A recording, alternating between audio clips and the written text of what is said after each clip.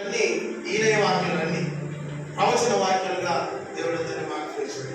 కాబట్టి మనం కూడా మన జీవితాన్ని మార్చుకుందామా, ఇంకా ఎక్కువగా దేవుడితో సన్నిహిత సంబంధం కలిగి ఉండి మనం కూడా దర్శనం పొందుకుందామా, మనం కూడా మార్పు చెందుదామా, ఇంకా దేవుడి యొక్క దర్శనాన్ని మనం పొందుకున్నామా, ఎవరితో మనం ఉంటున్నాము, ఎవరి జనుల మధ్య మనం చేస్తూ ఉంటున్నాము, మంచి వాళ్ళతో మనం ఉంటున్నామా, ఎవరితో ఉంటున్నామా, ఒకసారి మనం ప్రార్థన చేస్తున్నాం.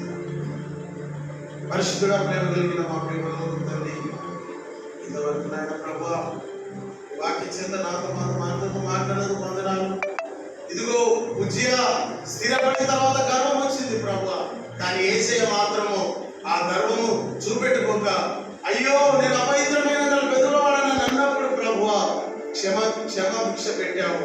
అతని నోరు పవిత్రపరిచి అతని ప్రవచనాలు, అతను రాసిన గ్రంథం ఈ లోకంలో ఉన్న అన్ని గ్రంథాల కంటే, ఈ లోకంలో ఉన్న పుస్తకాల కంటే ఒక మహాజ్ఞాన గ్రంథ పుస్తకముగా, చరిత్రలో నిలిచిపోయే గ్రంథముగా దీన్ని చేసినందుకు నీకు వందనాలు.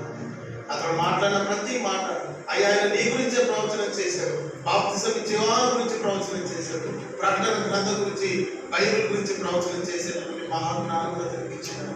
అయ్యా మేము ఉజ్జియలాగా ఉండకుండా మేము యేసయ్యలాగా ఉండాలి.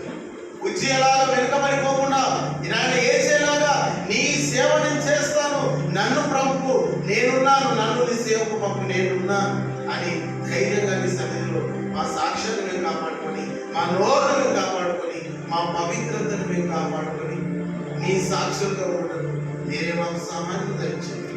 నా శరీరం మా ప్రేమలో తండ్రి యేసుక్రీస్తు నామమున పేరిట ఈ ప్రార్థనకు సమర్పించి అడిగి వేడుకొచ్చున్నాము తండ్రి. సమయంలో మనం అందరం లేచి నిలబడి